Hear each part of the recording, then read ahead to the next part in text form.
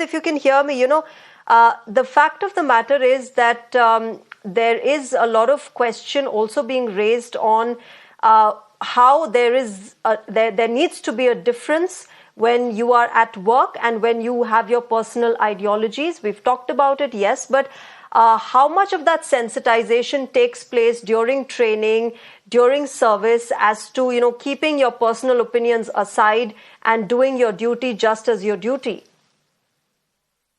Shreyaji, during training,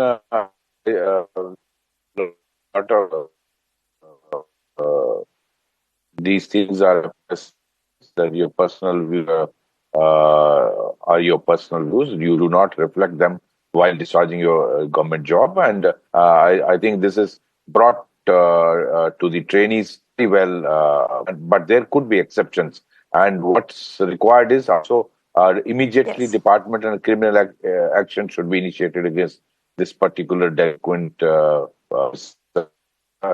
the CASF, and I'm sure CASF headquarters must have initiated the action, and criminal proceedings will also be started by the local police. And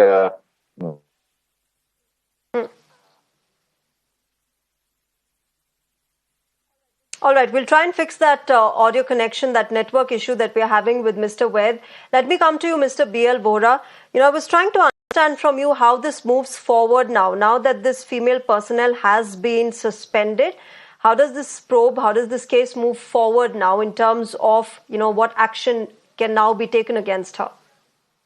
See, normally after the suspension now, an inquiry will be conducted by the CISF officers, and I'm sure it will be conducted fast. Inquiry is already in place now. And then they will come to the conclusion whether it's a departmental lapse or whether it's a criminal offense under the law also.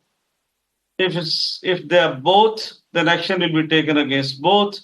If it is only departmental lapse, then of course action will be taken accordingly. It will also depend on the evidence, which will mean the witnesses who were there around, especially their own personnel, and the video footage. It's a very, very big help in the evidence collection these days.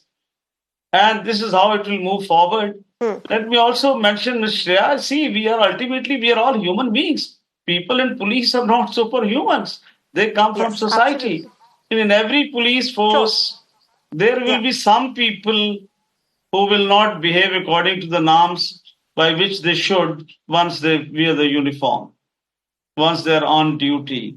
There will be always such people, but it doesn't mean that the whole force is bad.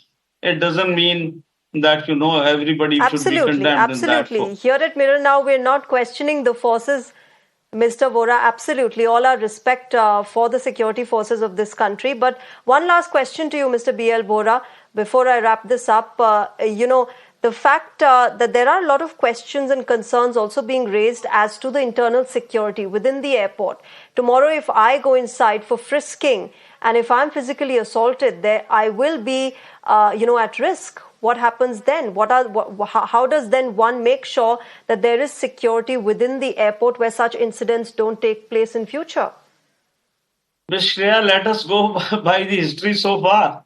How many such incidents have taken place? At least I don't recall. You may be recalling. So it's one odd incident. It has happened. And normally we all go to the airports. We all travel by air. They are doing an excellent job. They're very courteous. All that is there. So one odd incident, bad, but yes, action will be taken, and surely others will learn a lesson. And I hope that they will give her the exemplary punishment, whichever can be given under the rules. So I don't think there is much to worry about this aspect in future. And now, of course, everybody will be resensitized also by the officers and by the training schools of the CISF.